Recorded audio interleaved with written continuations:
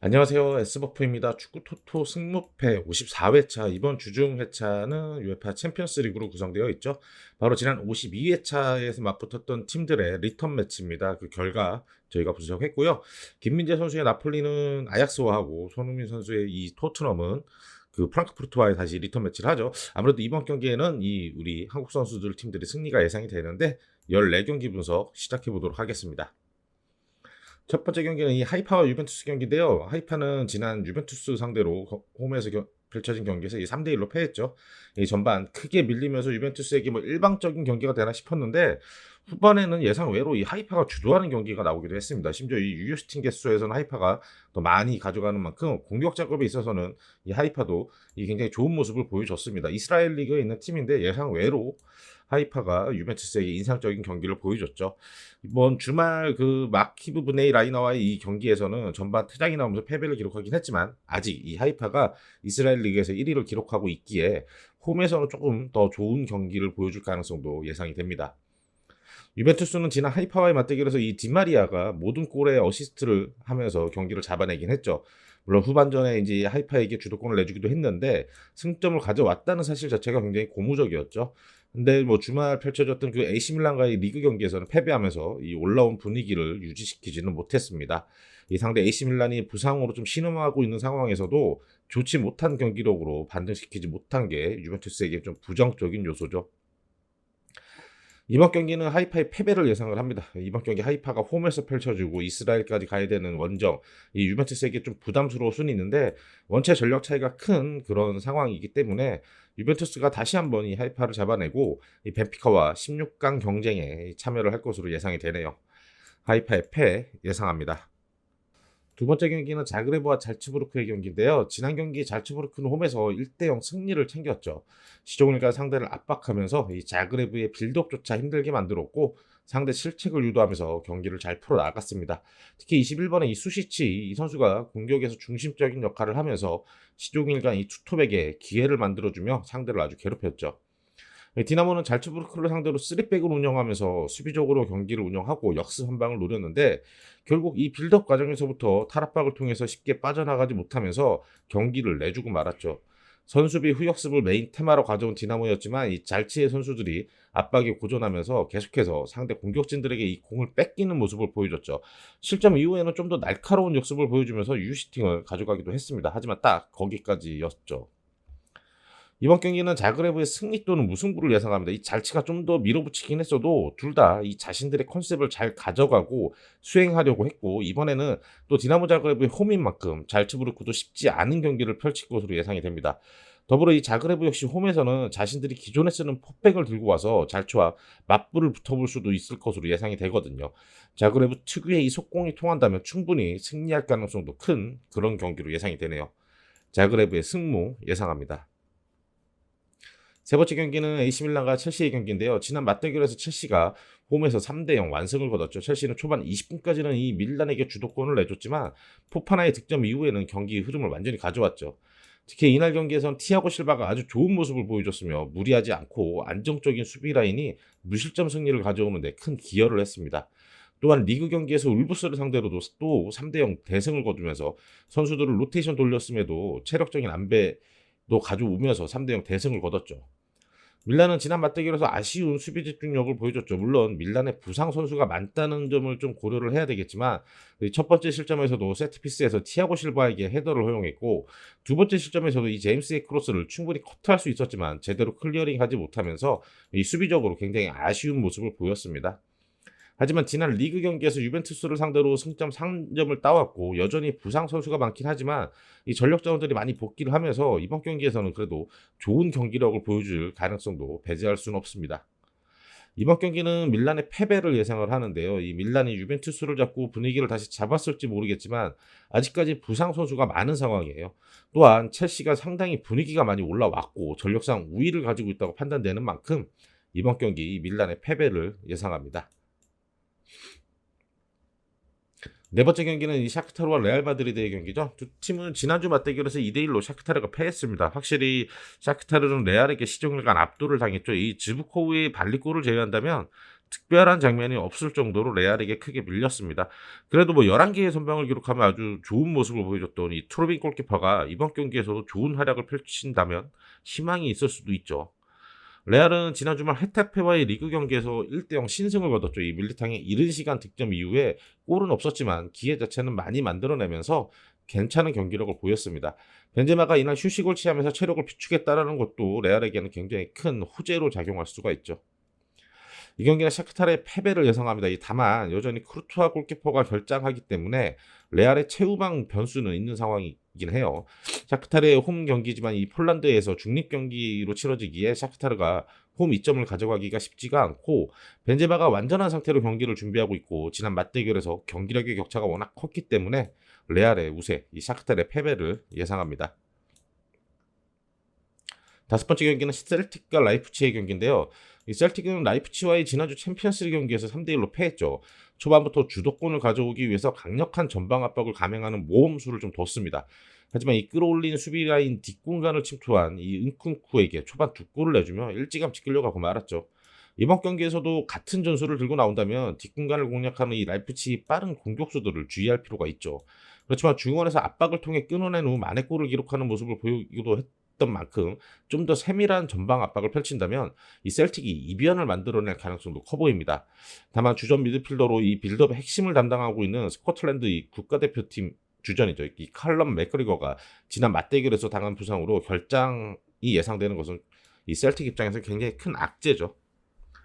라이프치히는 주말 마인츠 원정에서 1대1 무승부를 기록했습니다. 이 경기 주도권을 가져갔지만 공격수들이 시종일관 이 중원에 밀집하는 모습을 보이면서 이 마인츠 수비를 효과적으로 공략하지 못했습니다. 그래도 은쿤쿠가 또 득점에 성공하면서 이 괴물 같은 활약을 이어가고 있다는 점은 라이프치히 입장에서 굉장히 호재로 작용할 것 같습니다. 이 경기는 셀틱의 승리 또는 패배, 이 승패가 갈릴 것으로 예상이 되는데요. 기본적인 전력은 라이프치히가 앞서지만 이번 시즌 라이프치히가 워낙 기복이 심한 경기력을 보여주고 있죠. 또 셀틱의 홈에서 펼쳐지는 경기기에 충분히 변수가 있을 것으로 보입니다. 이 셀틱의 전방 압박이 잘 통하고 라이프치히 뒷공간 침투가 먹히지 않는다면 충분히 셀틱이 이변을 연출할 수 있을 경기입니다. 셀틱의 승패 예상합니다. 여섯 번째 경기는 도르트문트와 세비야의 경기입니다. 이 두 팀 지난 맞대결에서는 4대1로 도르트문트가 승리했죠.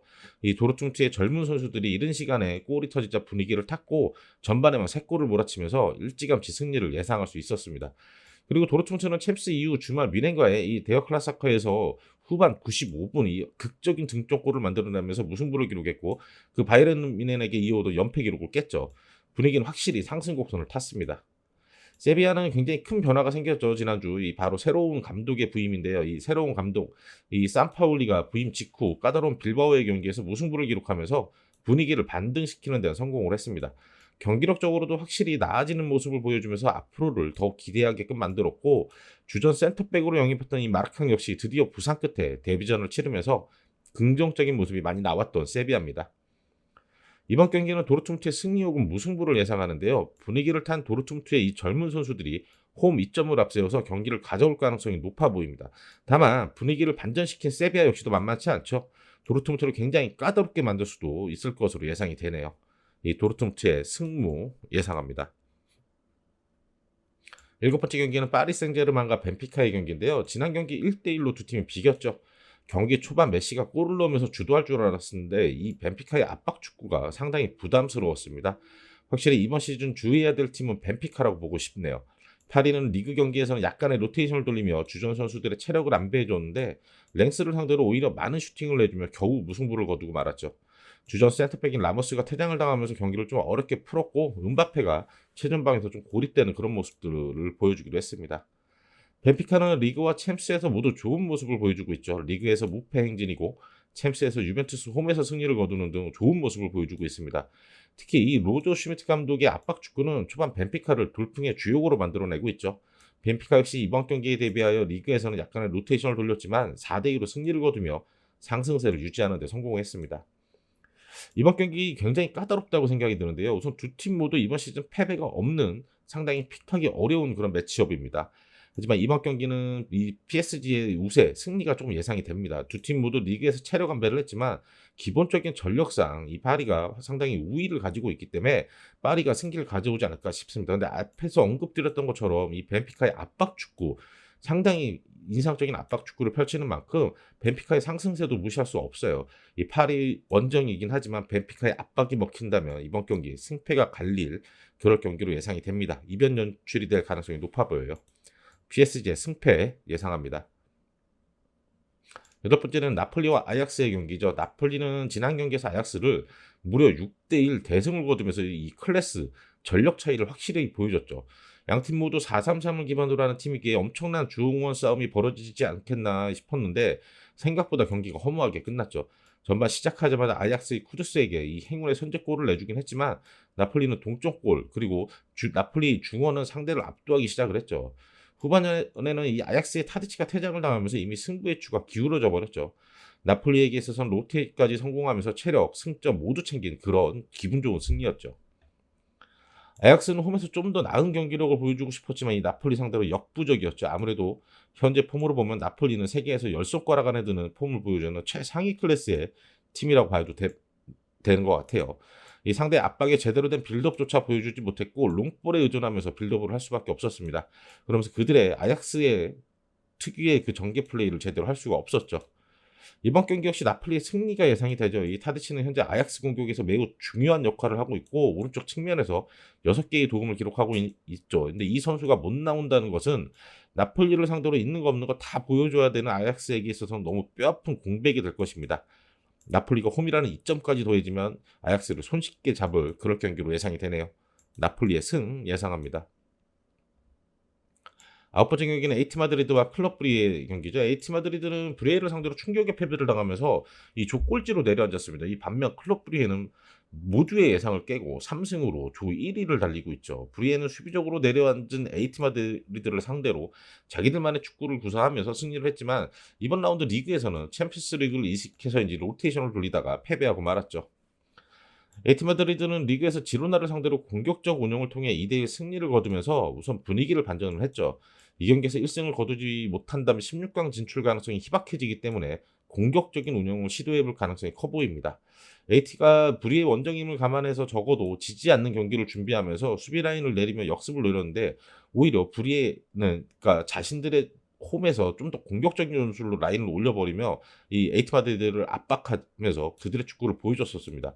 이 특히 3톱의 유기적인 움직임이 돋보였는데 이 19번의 소아가 클럽 브리의 29번 소아가가 계속해서 우측면으로 빠지는 움직임을 통해서 이 에이티 마드리드의 수비를 끌고 내려오면서 빈 공간을 만들어줬고 결국 이를 통해서 클럽 브리에가 득점을 성공을 했죠. 이번 경기는 무승부를 거둘 것으로 예상이 됩니다. 이 강팀들을 상대로 주눅들지 않고 자신만의 축구를 한 브리에의 현 기세는 아무리 강팀들과 붙어도 해볼만 하다고 생각이 되죠. 그런 경기력을 보여주고 있고요. 하지만 에이티 마드리드가 부진하다고 해도 유럽 강팀 중에 전통적인 강팀 중에 하나고 그대로 홈에서 경기가 열리는 만큼 그리 쉽게 경기를 내주지 않을 것으로 이 무승부를 예상을 해봅니다. 에이티 마드리드의 무 예상합니다. 열 번째 경기는 레인저스와 리버풀의 경기입니다. 레인저스는 지난 리버풀 원정에서 2대0으로 패했죠. 경기 내내 리버풀 공격을 막기에 급급했고 확실히 리버풀과의 클래스 이 전력 차이가 드러났습니다. 리버풀 상대로 3백을 준비했지만 리버풀 공격진을 막기에는 좀 역부족이었죠. 팀의 주전 공격수인 콜락이 컨디션이 안 좋았던 건지 이 모렐로스가 대신 경기를 뛰었지만 리버풀 수비벽을 넘어서기에는 좀 부담스러웠죠. 리버풀은 한동안 안 좋았던 경기를 조금은 향상된 모습을 보여줬었습니다. 이 아놀드가 이전보다 낮은 위치에서 뛰면서 수비적인 안정감을 더했고 비록 득점을 기록하지 못했지만 누네스가 좋은 침투력을 보여주면서 좋은 모습을 보여줬죠. 이 핸더슨과 티아고의 중원은 핸더슨이 상대적으로 이전보다는 안정감 있는 모습을 보여주면서 그리 어렵지 않게 경기를 풀어나갈 수 있었죠. 이번 경기도 리버풀이 승리할 것으로 보여지죠. 전력 차이가 워낙 큰 상황인 만큼 리버풀에게 별다른 부상자가 나오지 않는다면 원정에서 어렵지 않게 승리할 것으로 예상이 되네요. 이 레인저스의 패 예상합니다. 11번째 경기 레버쿠젠과 포르투의 경기죠. 레버쿠젠은 포르투에게 2대0 패배를 당했고 결국 이 세오안의 감독이 경질됐죠. 사비 알론소가 새 감독이 된 레버쿠젠은 샬케에게 4대0 승리를 거두며 분위기 전환은 성공을 했습니다. 오른쪽에서 디아비 프림퐁 라인을 활용해 샬케를 공략을 했는데 포르투와의 경기에는 이 프림퐁이 퇴장 징계가 레버쿠젠의 측면 공격을 좀 어렵게 만들 수도 있을 것 같네요.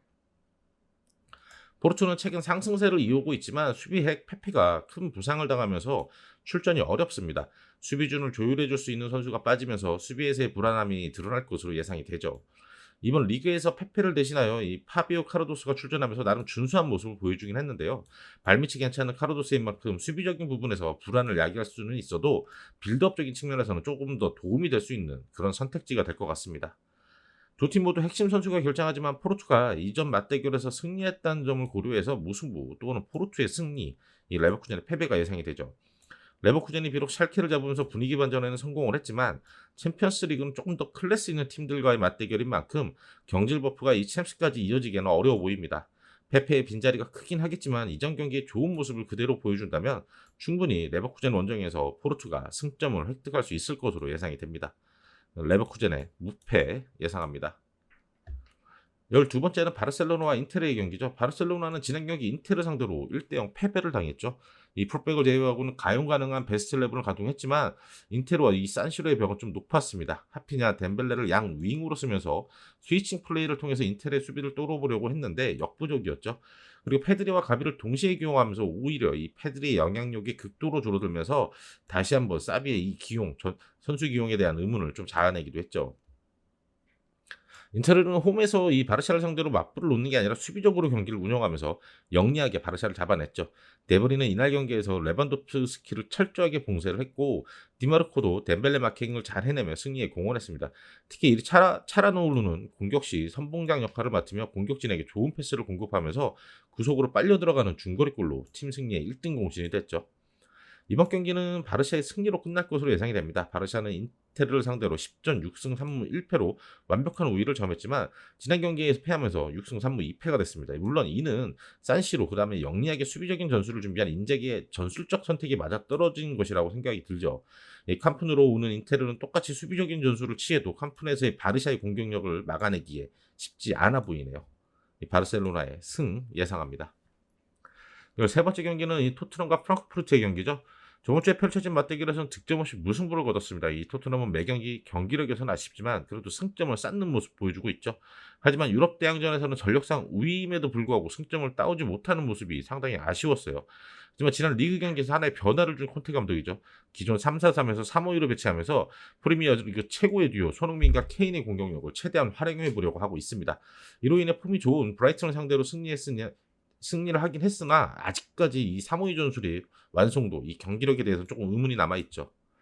프랑크푸르트는 토트넘과의 경기에서 좋지 못한 경기력을 보여줬습니다. 특히 공격 작업을 나설 때 정확도가 떨어지는 모습을 보이면서 아쉬운 경기력을 보여줬지만 수비 집중력만큼은 나쁘지 않은 경기를 보여주면서 상대적으로 전력이 강팀인 토트넘 상대로 무승부를 거뒀죠. 하지만 프랑크푸르트는 이번 시즌 분데스리가 꼴찌팀 보험을 상대로 3-0 충격적인 패배를 당했습니다.